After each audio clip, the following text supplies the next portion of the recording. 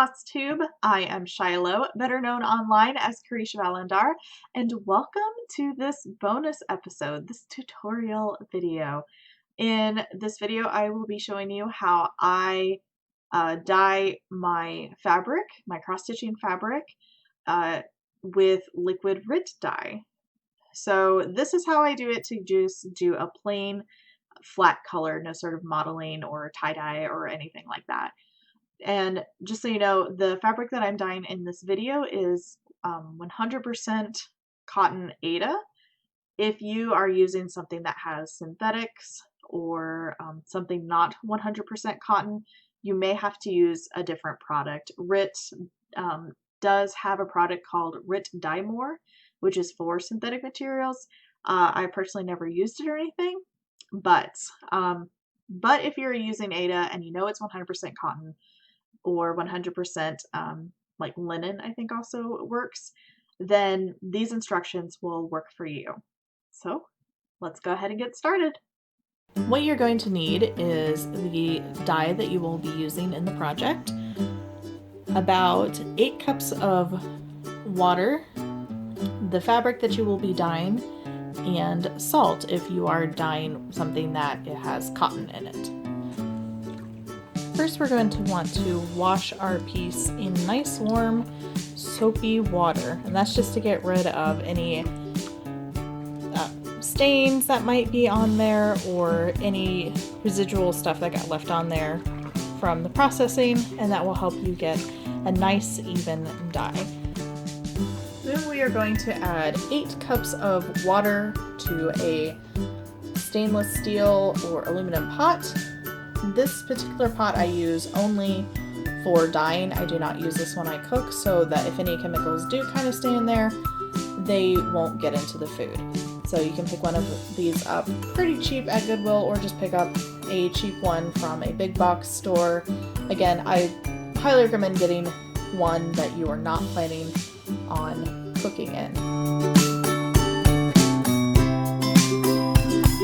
You're also going to want to add about 1 cup of salt if you are dyeing something that contains cotton, as well as about 1 teaspoon of dish detergent. I tend to try to use the non-concentrated kind, just the most gentlest kind that we have. I prefer Dawn, but any kind of gentle dish detergent will work. Once you get the water to just below boiling, right when it just starts to simmer, you are going to go ahead and add the dyes. In my case, for this particular recipe, I will be using 3 different kinds of dye: evening blue, aquarium, and royal blue.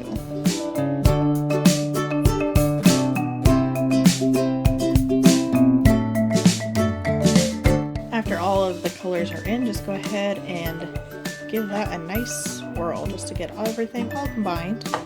Once you have your colors in and they're all well blended, a good test is to take a piece of paper towel and just dip it in there, leave it in there for a couple of seconds, and pull it back out. Careful not to burn yourself.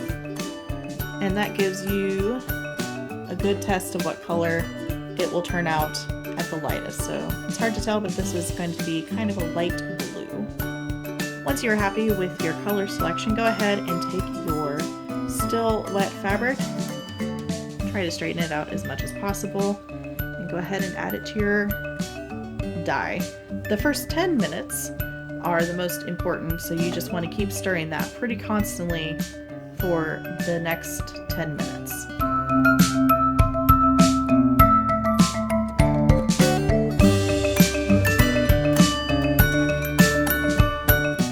After the color has come to your desired hue, keeping in mind that the color when it is wet will be a little bit darker when it is dry, go ahead and drain all of the water off. And you're definitely going to want gloves for this next part, as we will be rinsing out the fabric, and you will be wanting to rinse it off in warm water first and then gradually cool it down as it goes. we're also going to wash it again with a gentle detergent. Just making sure that we get all of the soap out and that the water is running clear, free of any dye. Then we're going to put it on a towel and gently roll it up, slightly squishing it to get all of the excess water off. And then with an iron set onto the cotton setting, no steam, we are going to iron it until it is mostly dry.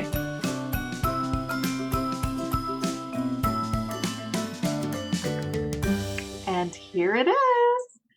I am super happy with how this turned out. Sometimes you don't always get the color that you want.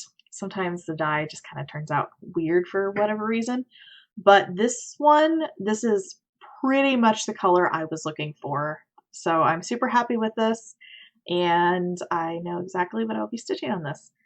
So hopefully this video shows you, gives you a good grasp on how to dye your own fabric.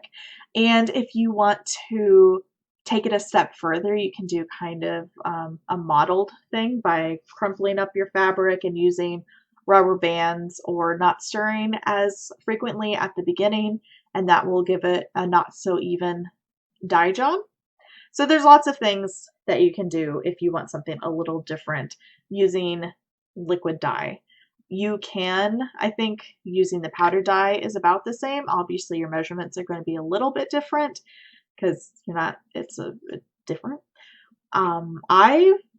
I used it a long time ago. I just prefer the liquid because I find that it stores a lot easier because I don't ever use a whole bottle at a time because I'm always doing small dye baths. So it just stores better. It's just easier to dump as opposed to try to shake some powder out of a little bag. But, you know, the directions are pretty much the same. You just kind of have to watch your, how much you're putting in and stuff. And again, you can, if you test it with the paper towel and the dye is too dark, you can always add more water. If it's not vibrant enough, you can always add more of your color or colors depending on what you want to do. I will leave a link in the description below for the Rit Dye Studio, and that's where you can actually go and find a whole bunch of color combinations that they've come up with, and you can sort of buy like the blues and the yellows and reds and whatever you need, and it'll tell you how to get those colors.